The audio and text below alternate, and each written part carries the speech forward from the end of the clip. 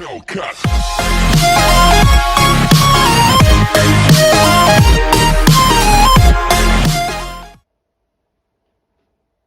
Welcome to episode 2 of Big Fights Fan. For the people that didn't think I'd be back, like my wife, who thought I'd be bored of it by now, how's episode 2 sounding? We're going to be talking about UFC on ABC, which is headlined by Max Holloway versus Calvin Kattar. Now, I've really been looking forward to this card ever since it was announced. One, I'm a huge fan of Calvin Kattar. And two, I'm a huge fan of Max Holloway as well. And as we go through the episode, you'll get my thoughts on who I believe will win that main event as well. Now, let's talk the whole card. The undercard, I wouldn't say is a strong undercard. However, there are some really good fighters filling that undercard up. And we'll be going through those and who I believe will win those as well. We'll go through the fights from first right the way up to Kattar versus Holloway. So kicking the card off then, that will be Jacob Kilburn versus Austin Lingo. I believe this will be a really good opener. Now, they have both come up the hard way, if you like. Jacob Kilburn, although did get a Dana White's Contender Series loss before he made his way into the UFC. Austin Lingo has come up through, young guy from Texas, come up through the LFA, where he went 7-0 in the LFA. Really good guy. I think his only loss, which was his initial UFC fight, his debut, was to Yusuf Zabat. Now, I believe Austin Lingo wins this fight. I believe he's better rounded than Kilburn is. So that fight to me goes to Austin Lingo. Next up, we've got a bout in the female category, and it's Sarah Moras versus Vanessa Miho. Sarah Moras, yeah, I mean, I remember watching her on the Rousey Tate version, or the Rousey Tate season of The Ultimate Fighter. In my honest opinion, she's not good enough for the UFC. She's cutting around with a record of 6-6 or 6-7, depending on how you look at it. Some people rank her fight versus Juliana Pena, which was an exhibition bout, as a real fight. So let's say she's 6-6. The UFC got listed as 6-7. I just don't think she's very good. Vanessa Miho, she's been around a while as well. She's fighting out of Vita de Luta, which is Damian Maia's gym down in Brazil, and she is yet to get a win in the UFC. Again, I don't think she's very good. Some of the ladies really benefited from the weak divisions when they were set up, and potentially some people who weren't that talented managed to get fairly long contracts. That being said, they're going to put on an entertaining fight nonetheless. Who do I think will win? I don't know. I really don't know about this fight. Sarah Moras, although she has got less fights, I feel she's got the experience, that veteran experience over Vanessa Miho. Even though Vanessa has got more fights, I just think that at the highest level, Sarah Moras has got the more experience. I'll go Sarah Moras on this. Realistically, whoever loses, it wouldn't bother me if they were cut, and whoever wins, I don't ever wish for anyone to be cut, but you've also got to be good enough for the division and for the company that you're working for. Next up then, David Zawada, young German guy. He is currently 1-2 in the UFC. Is up against a guy called Ramzan Emiev, who, have a guess, is a Russian guy fighting out of Dagestan. Now, he is a savage. Right, Emiev is a savage. His he's been around a while as well. He's been in since 2017 in the UFC.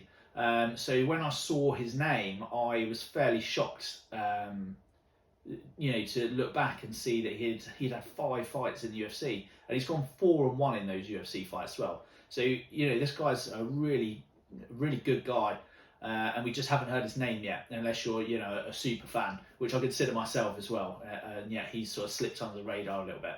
Maybe I've taken my finger off the pulse. He's a former.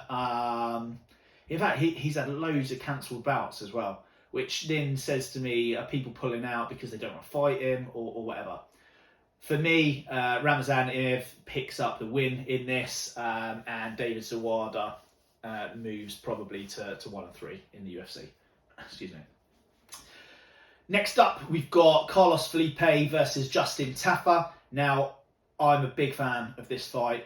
2 young heavyweights in what is an aging division. I know John Jones has stepped up to heavyweight, and we're signing some fairly decent fighters recently. These 2 guys being 2 of them. Carlos Felipe is 1-1 in the UFC. Good, decent gym. Big young guy. He's only 26 years old.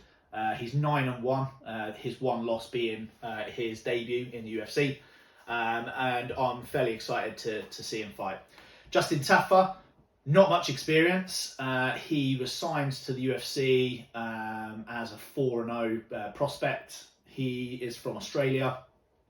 Again, young guy, 27 years old, and he is 3-0 when he was signed. That's a mistake. He was 3-0 when he was signed because he's had 2 fights in the UFC. He's gone 1-1 in the UFC.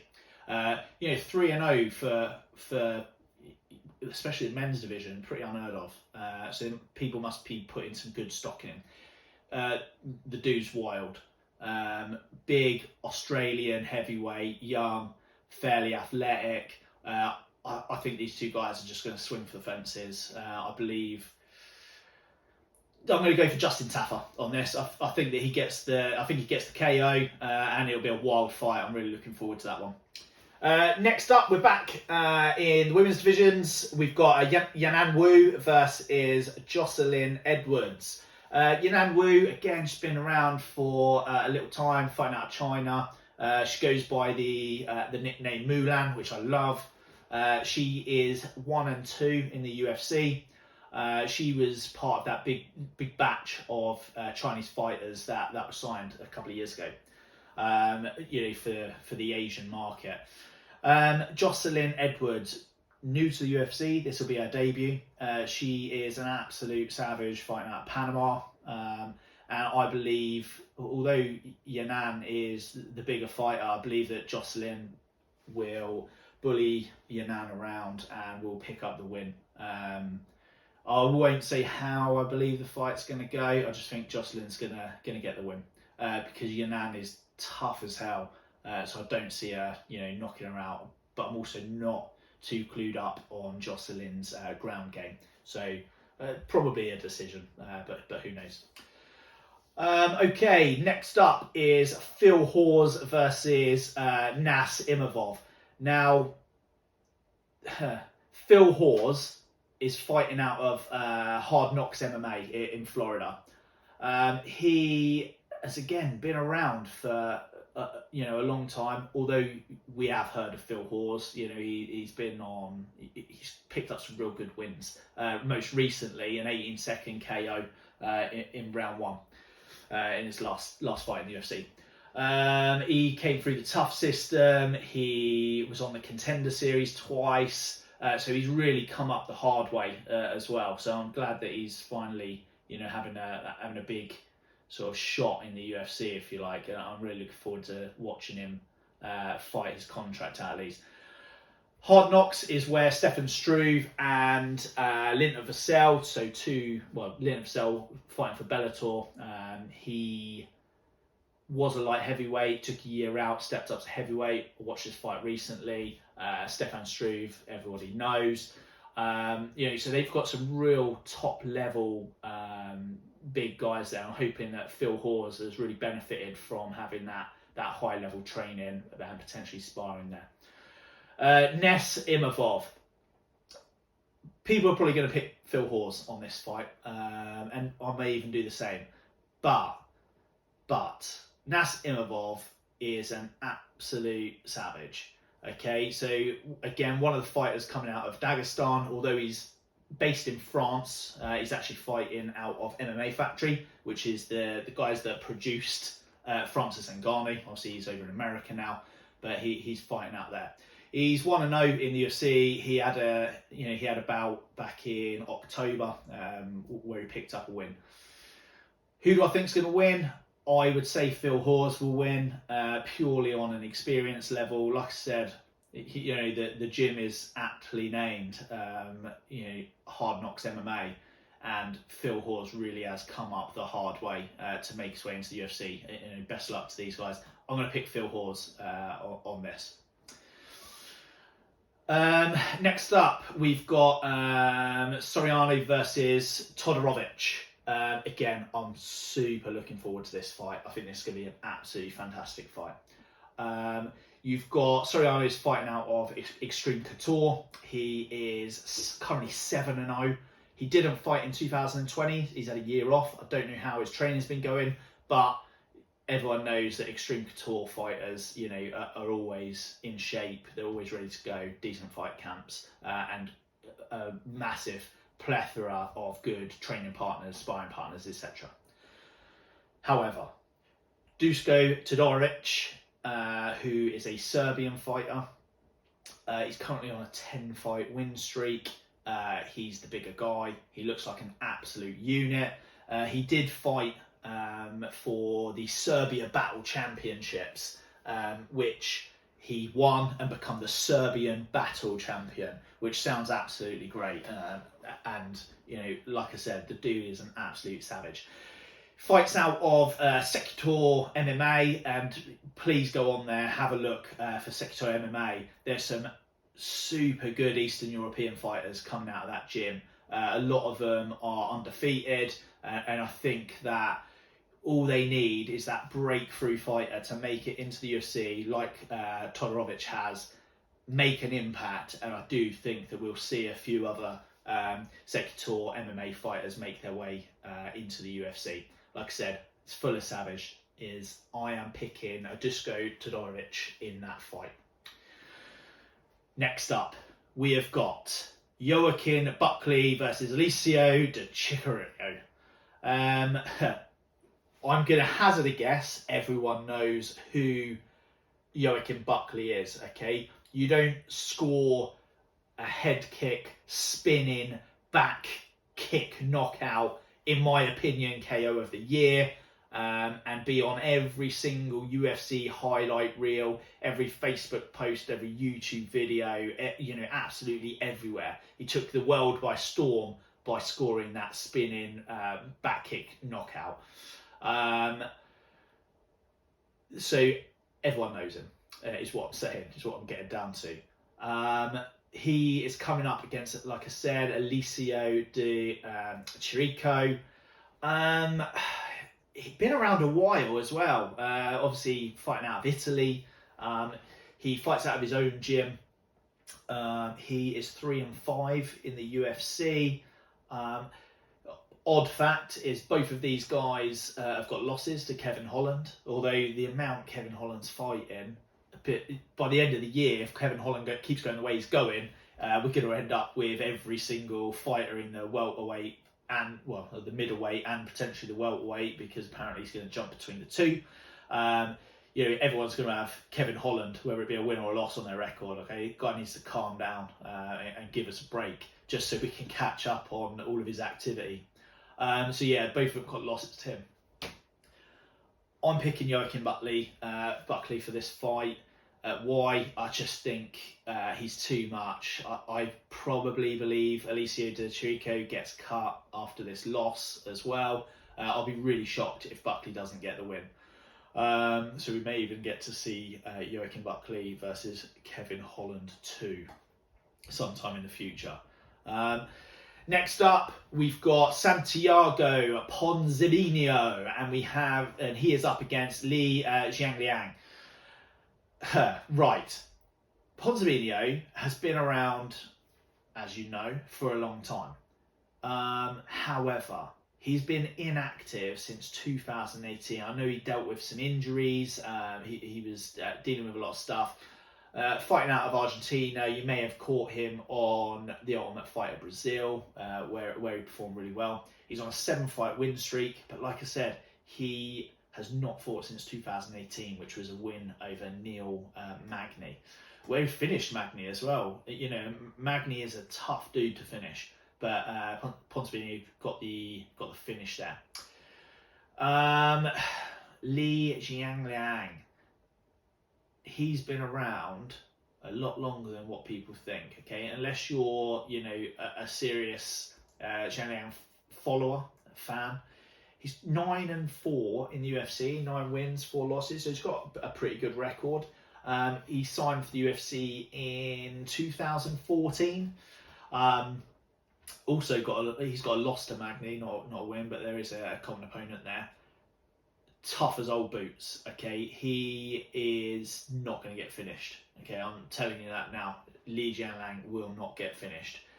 Could get subbed, but that's not really Ponzinibio's way. So, what do I think? I think Ponzinibio gets the win. However, I do think that Jianliang will take him into deep water. I think it's going to go the full 3 rounds. I don't think Jianliang is going to give up for 1 second. I just think that Ponzinibio is too high a level. However, he best get used to being in deep water. Like I said with Jianliang, it's going to be potentially fight of the night. I'm going to call it now. Ponzinibio versus Jianliang, fight of the night. I think it's going to be great. I think it's going to go the full 3 rounds, and we're going to get to see an absolute war. Next up, how can anyone forget? We have got Carlos Condit. Okay, the natural born killer. All right, I've followed him for years. I'm sure you guys have followed him for years, and he is up against the immortal Matt Brown. 2 absolute veterans fighting probably for their last times. Let's be honest. I don't know the current contract situation with Matt Brown or with Carlos Condit. However, I would like to see both of them retire potentially. I'm really not an advocate of fighters carrying on fighting. Before you know it, we start seeing, you know, slurred words, slurred speech. People, you know, guys slow down. I'd much rather people retire at the top of their game. Potentially too late for Condit and Brown, who have not got great recent records or in the last few years. Although Carlos Condit did bounce back with a win over Court McGee last year. However, he has, apart from that 1 fight against Court McGee, he hasn't had a win since 2015. Which is quite weird, because when you say the natural born killer Carlos Condit, you know he's been in wars. But yeah, ever since the GSP and straight after that, when he fought Hendricks, he's just been in war after war after war, and he's been finished a few times as well. So I'd like to see the retirement of one, if not both of these fighters in the end. Matt Brown, in the last 5 years, he's got a 3-4 record. Like I said, I want them to go out on their shields. That's probably how they both want to go out. I would like to see them. They both deserve positions within the UFC in some capacity. I'd like to see that. I think they're both stand-up dudes as well. This is actually the 3rd time these guys have been scheduled to fight as well. It's been switched off over the years, whether it be injuries or another fight that's come up. Who am I picking? I think Matt Brown. I think Matt Brown takes it. I think he probably subs Carlos Condit. Now, if this fight happened a few years ago, I would have picked Condit all day long. He's literally one of my favourite fighters on the roster.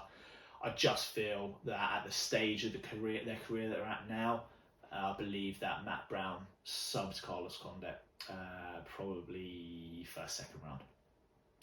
Now, the main event, Max Holloway versus Calvin Kattar. I'm so looking forward to this fight.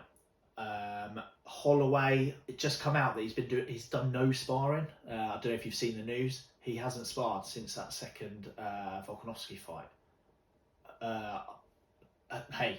He knows better than me. Yeah, he obviously knows better than me, so we shall see. He's got those 2 losses to Alex Volkanovski, close decisions, split decisions. Do I think he won one of them? Hey, I'm not going to do discredit to Alex Volkanovski at all. I believe that Alex won the first fight. I believe the second one, the judges may have helped out slightly, but again, I love Alex Volkanovski. I've been following him since before he was in the UFC. I think he's great. So he deserves to be champion. Calvin Kattar, absolute savage. Big dude, crisp boxing, fit as hell, tough as hell. He's got some decent wins over Jeremy Stevens, Ricardo Lamas, Dan Ige, Andre Fili. He has got that loss to Zabit, but please go on and watch that fight. I'm a fan of Zabit as well. Zabit was winning the first couple of rounds. Third round, Calvin Kattar was still fresh as hell and started to beat Zabit up. And I do believe that if that was a 5-round fight, I believe that he would have gone on and beat Zabit up for rounds 4 and 5 as well. So he is fit and ready for a 5-rounder. And that's exactly what we're going to get. I think Max Holloway, Calvin Kattar is going to be a war. I think it's going to go the full 5 rounds. And I'm going to say that Holloway is going to win that bout. I just think that Holloway... People forgot that Holloway is like the best featherweight ever. You know, we were only having that debate a little while ago. We're saying he's better than Aldo. We're saying he's better than Conor McGregor. You know, he stayed there, he defended his belt. He was, I think at the time, one of the youngest fighters ever in the UFC. And he was going on and just beating dudes up. Go on and watch the last round against Ricardo Lamas if you want to see someone go to war. I think Holloway won't be able to put Kattar away. I think Kattar's too tough, but I do think that you're going to see the levels of the game. I think that it's just going to be a step too far too quickly for Kattar, again, who's one of my favourite fighters. I believe Holloway gets it. What that does to the featherweight title picture, I don't know. We've got Volkanovski versus Brian Ortega coming up.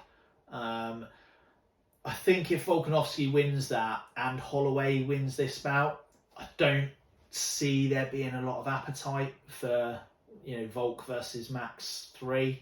However, you know, what do I know? I think if Ortega won it, they'd absolutely be calling for a Holloway Ortega. We'll get to see how much Ortega has improved since he took that, you know, that dominant one-sided beatdown from Max in their previous fight. If Kattar gets the win against Holloway, he could probably just jump straight into the title picture. You know, featherweight is so exciting. We've got Yair versus Zabit. Please happen this time. You know, we've got Ortega, we've got Volkanovski, we've got Kattar, we've got Holloway. It's full of savages, absolutely full of savages. You've even got, you know, a few guys stepping down. You've got Edson Barboza, who always comes to fight. Dan Ige, who always comes to fight. You've even got some of the Asian fighters like Lamas and Stevens. They come to fight. You know, you switch off for a little bit too long against Stevens, he's going to put your lights out. Andre Fili, you know, there's just some absolute top level fighters at featherweight. Super exciting division. But my pick is Holloway for that fight on a decision. Okay, that wraps up my fight picks for UFC on ABC, which is happening on Saturday. Saturday night UK, no, sorry, Saturday daytime. So it's an excellent time. It's one of those excellent day cards. So you can actually put it on around sort of lunch, dinner time in the UK. You'll have to check it elsewhere for other countries if you're watching this from a different country. I hope you like the picks. I hope you like the content and the way I deliver it as well. guys, please go underneath, click on the links. I'm on Facebook, I'm on Instagram, I've got my podcast running on Anchor FM. Shout out to Anchor FM. Please do go on there. Please do comment, message me, comment on any of my platforms that you go on. I'll always get back to you, okay? All the time. Like I said, it's although it's Big Fights Fan, okay, it's the Big Fights Fan community. Please go on there, give me some constructive criticism, give me your fight picks, and we'll debate it, in front of everyone. So please do. Also, if anybody wants to jump on the podcast or on the YouTube channel, reach out to me, and I will come up with something to either get you on, get you a segment, whatever. But all I like doing is talking about combat sports, and it's not all I like doing. I like my kids and my wife as well, obviously. But what I really do like, my absolute passion is talk about combat sports, and I'd love to have some more people to talk combat sports with, in real life, not just virtually on here. Okay, guys, cheers. Like I said, reach out. See you later.